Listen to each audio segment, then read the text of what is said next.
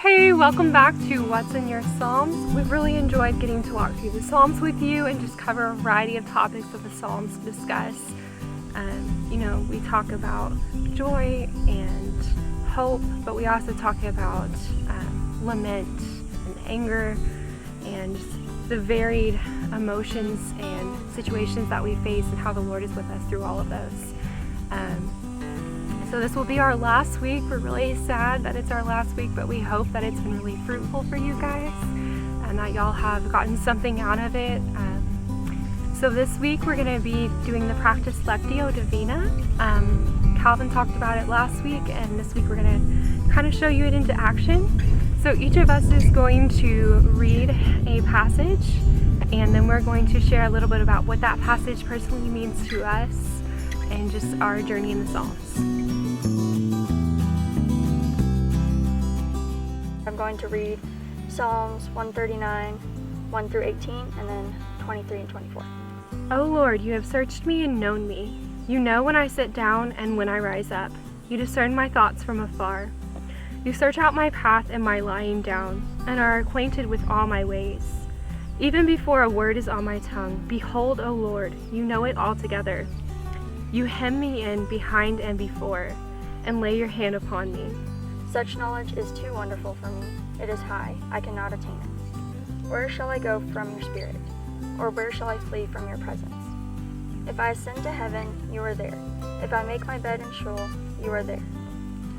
If I take the wings of the morning and dwell in the uttermost parts of the sea, even there your hand shall lead me, and your right hand shall hold me. I could ask the darkness to hide me and the light around me to become night, but even in darkness I cannot hide from you. To you the night shines as bright as day. Darkness and light are the same to you. You made all the delicate inner parts of my body and knit me together in my mother's womb. Thank you for making me so wonderfully complex. Your workmanship is marvelous. How well I know it. You watched me as I was being formed in utter seclusion, as I was woven together in the dark of the womb. Your eyes saw my unformed body. All the days ordained for me were written in your book, before one of them came to be. How precious to me are your thoughts, God. How vast is the sum of them. Were I to count them, would they outnumber the grains of sand? When I awake, I am still with you. Search me, God, and know my heart. Test me and know my anxious thoughts. See if there's any offensive way in me, and lead me into the way everlasting. That passage is so rich, has so many different things that we could talk about, but what really stands out for me is the very end where it talks about, search me, God, know my heart. I've often found myself praying these exact words because I just don't know what to pray. But I know that I really just want to give my whole of who I am to the Lord and entrust that to Him. And that He's not afraid of it. He's not afraid of my big worries, my emotions. There's nothing about it that intimidates Him. He can handle my deepest, darkest thoughts that I would be afraid to express to anyone. And I just find there's so much beauty in knowing that He knows the things that we maybe never share with other people, and He's not afraid. He's with us. Kind of in relation to the study that we've been doing in the Psalms, it just really reminds me, we talk about all these big emotions that we have, all of these struggles that we have, and it's okay. It's okay that we struggle. There's beauty in that, and in that struggle, the Lord is with us. I really like this passage, and I think that you can get a lot from it. But what stands out to me is the part when it says, dwelling in the uttermost parts of the sea, and then it talks about darkness. So for me, I just think about how enormous and vast the ocean is, how we don't even know about some of its vastness, and that length, that even in those deep places, God is there, and there's nowhere that we can go that we're not going to find God. And I really like when it says, even the darkness is not dark to you, and the night is as bright as the day, for darkness is as light with you. So I really like that because I think it just kind of reminds me that whether it's situational or within a person, any darkness, God's also there. And, wherever God is, He's going to turn that darkness around. And have an opportunity for it to be light.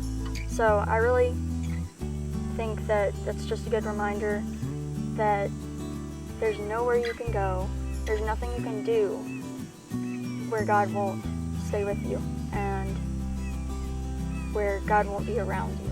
So I just find that really comforting, and you know, there's a lot more about this verse that's really cool, but I'm going to leave that up to our other group members to share with you guys. I think the part I really kind of identify with, or the part that really means something to me, is kind of the first part, verses 1 through 6.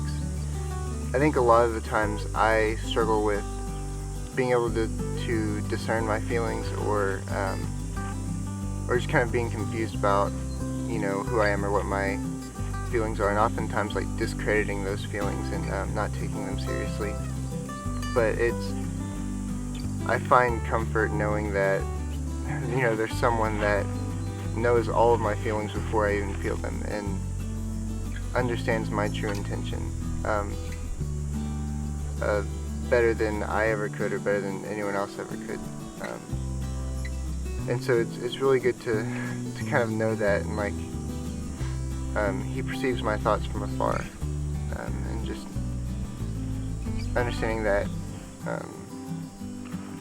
I don't need to discredit my thoughts because he knows them, and he understands who I am better than I ever could. The thing that stood out to me